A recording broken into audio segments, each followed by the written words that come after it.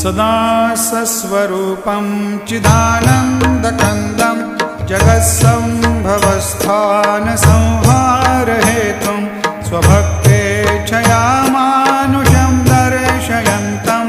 नमामीश्वरं सद्गुरुं साईनाथं भवद्वान्तविद्वं समार्तण्डमीड्यं मनोवागतीतं मुनिर्ध्यानगम्यं जगद्व्यापकं निर्मलं निर्गुणत्वां नमामीश्वरं सद्गुरुं साईनाथं